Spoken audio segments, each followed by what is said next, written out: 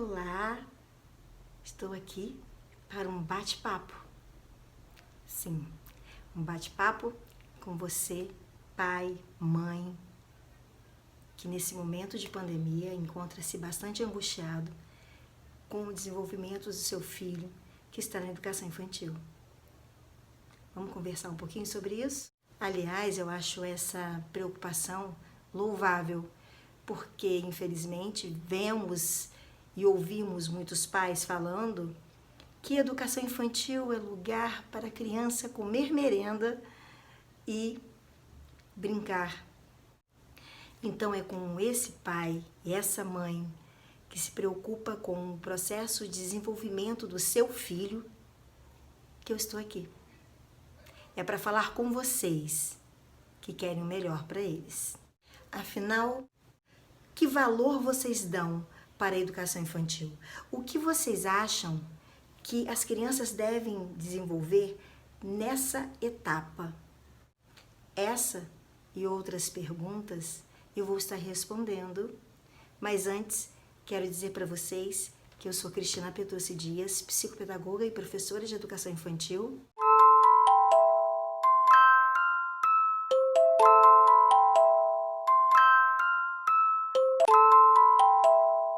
Bom, para começar, falar sobre educação infantil é falar sobre mim mesma, porque em 34 anos de magistério, todos eles foram dedicados à etapa infantil. Então, é muito prazeroso poder compartilhar um pouco do meu conhecimento com vocês. Escola infantil, educação infantil é um espaço de aprendizagem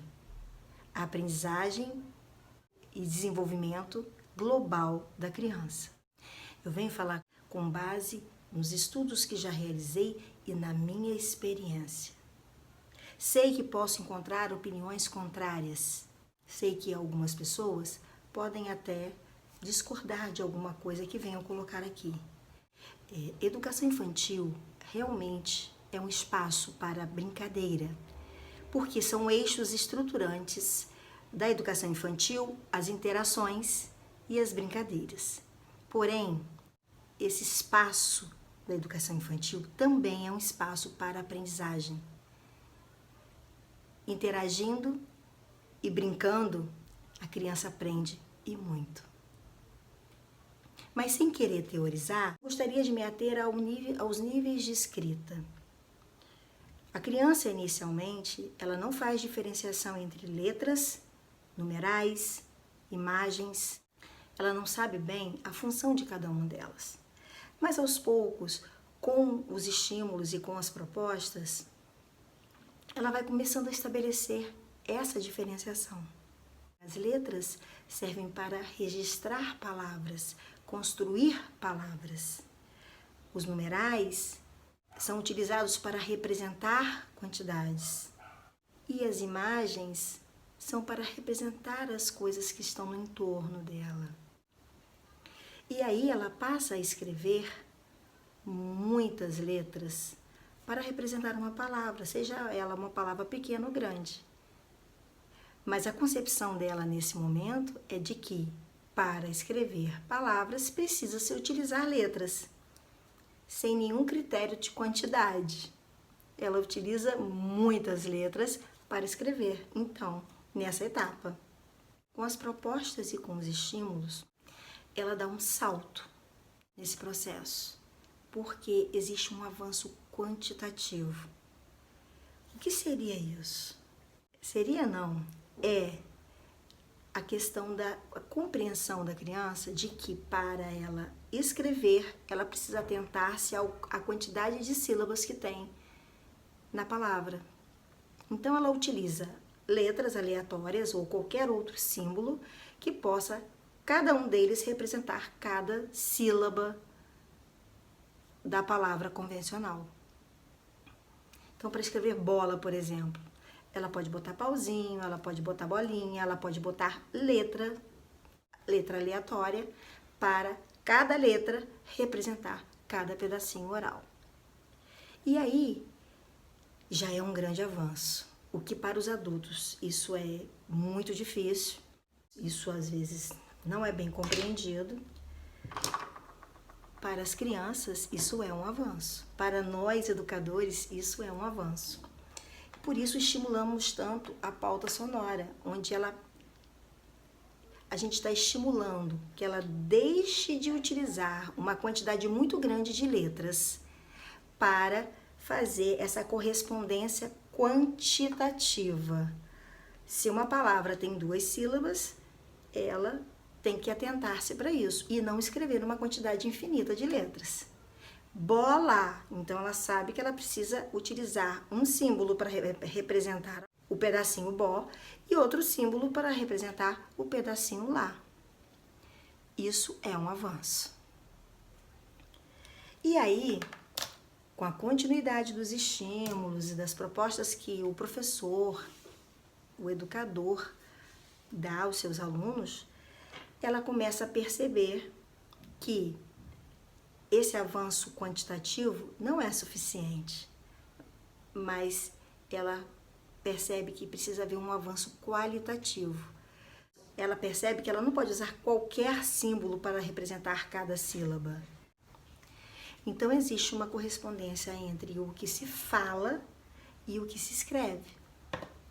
Então, por exemplo, na palavra gato, ela pode utilizar a letra A para representar a sílaba H, porque o A faz parte dessa sílaba.